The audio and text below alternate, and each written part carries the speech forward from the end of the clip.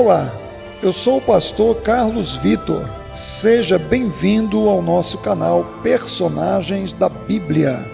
Mas antes, não esqueça de dar o like, se inscrever no canal e ativar o sino de notificações. Vamos falar sobre a vida de Sansão. A história de Sansão é uma das mais conhecidas da Bíblia, sobretudo pela forma com que ele era usado pelo Espírito de Deus, demonstrando uma força sobre-humana.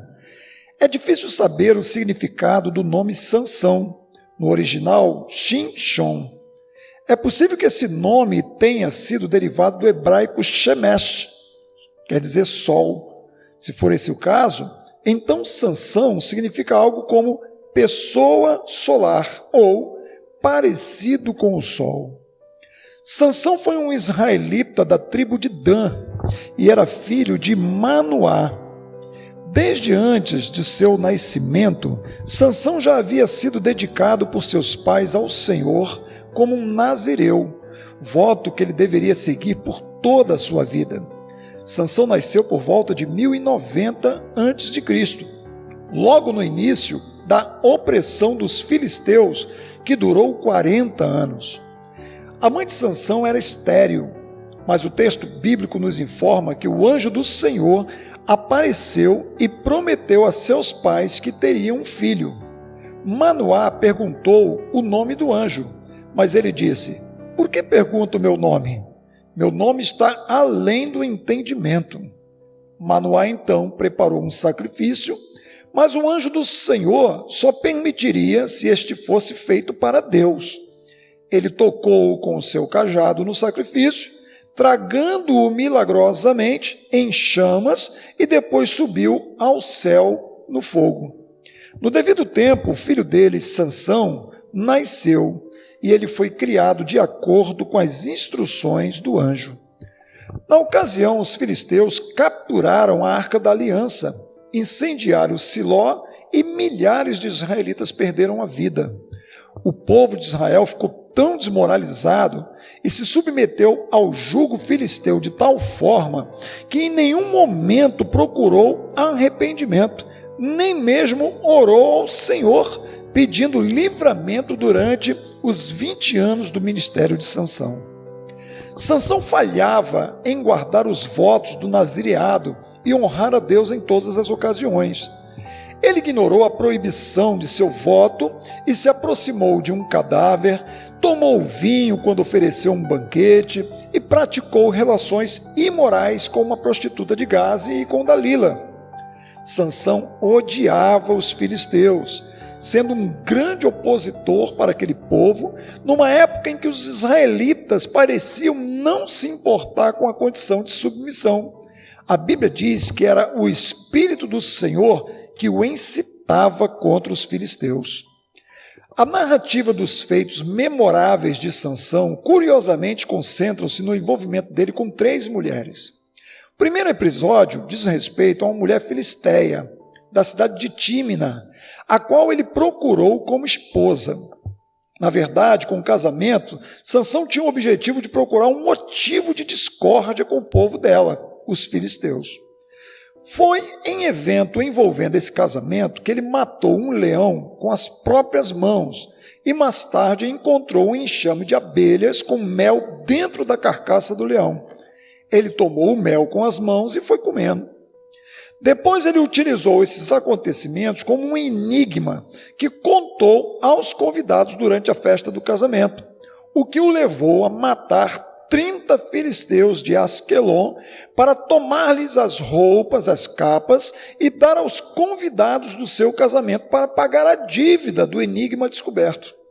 Os convidados descobriram o significado do enigma, ameaçando queimar a casa da sua nova esposa e de seu pai, caso esta não os ajudasse a vencer a aposta. Depois disso, a esposa de Sansão foi dada a um companheiro dele, e seu sogro o impediu de vê-la. Sansão então se vingou, capturando 300 raposas, e amarrou tochas em suas caudas, e as soltou no campo e nos pomares dos inimigos filisteus. Como retaliação, os filisteus queimaram sua esposa e seu sogro na fogueira. E Sansão se vingou disso, realizando uma grande matança. E depois se escondeu no cume da rocha de Etã. Os filisteus foram até Judá procurar por Sansão. E os israelitas, amedrontados com a presença dos filisteus, foram até Sansão com 3.000 homens para entregar-lhe aos filisteus. Sansão deixou que os homens de Judá o amarrassem com 2 cordas novas. Quando ele foi entregue aos filisteus, o Espírito do Senhor se apoderou dele, e ele soltou-se das cordas, pegou uma queixada de jumento e matou 1.000 filisteus com ela. Depois, quando sentiu sede, Sansão clamou ao Senhor por água, e Deus fez uma corrente de água brotar de uma rocha na cidade de Leí. Sansão foi até Gaza, uma fortaleza dos filisteus. Nessa cidade, ele se interessou por uma prostituta. E quando souberam que Sansão estava ali, os filisteus o cercaram durante a noite para matá-lo.